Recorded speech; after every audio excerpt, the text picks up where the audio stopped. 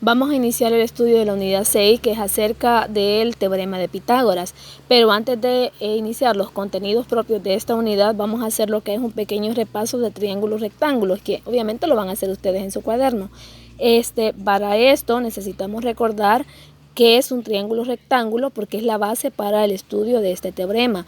Recordar que este triángulo rectángulo es el que tiene un ángulo de 90 grados. Generalmente se identifica porque tiene este cuadrito.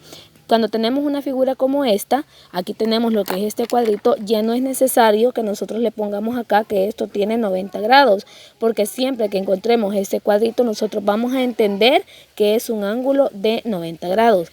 Ahora bien, el lado que está enfrente de ese cuadrito, el de 90 grados, se le va a llamar hipotenusa, que es este que tenemos acá de color verde, el que está enfrente del ángulo de 90.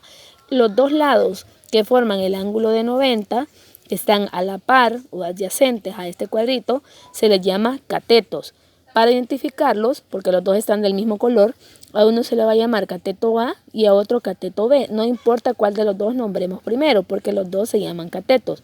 Ahora ya con eso vamos a hacer lo que tenemos acá en el lapicito. Nos pide colocar el nombre de cada uno de los lados de estos triángulos rectángulos y también nos pide colorear el ángulo de 90 grados. En algunos casos ya va a aparecer lo que es este cuadrito, lo que nuestro trabajo va a ser colorearlo nada más, pero en otros casos como este por ejemplo no está ese cuadrito. Otra cosa es de que el triángulo rectángulo no siempre va a estar en esta posición, sino que va a cambiar en diferentes posiciones, pero lo que nos interesa es identificar dónde está el ángulo de 90 para así nombrar los diferentes lados.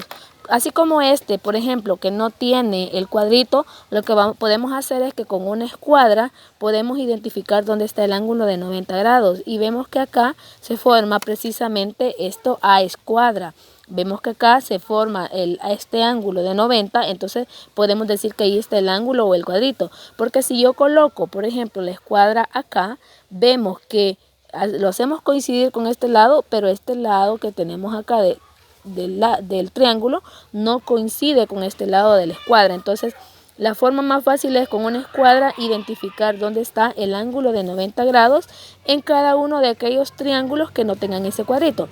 Entonces acá ya identificado lo que es el ángulo de 90, lo que vamos a hacer es ponerle ese cuadrito que le hace falta y luego colorearlo, porque eso nos pide también, ¿verdad?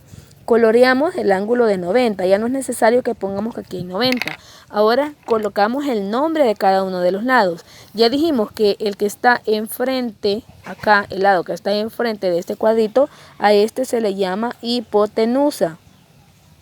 Ahora estos dos lados que están a la par de ese ángulo se llaman catetos. Entonces les vamos a poner el nombre acá, cateto, y este también se llama cateto. Ahora, ¿cuál de los dos se llama A y B? Eso no importa cuál de los dos nombremos.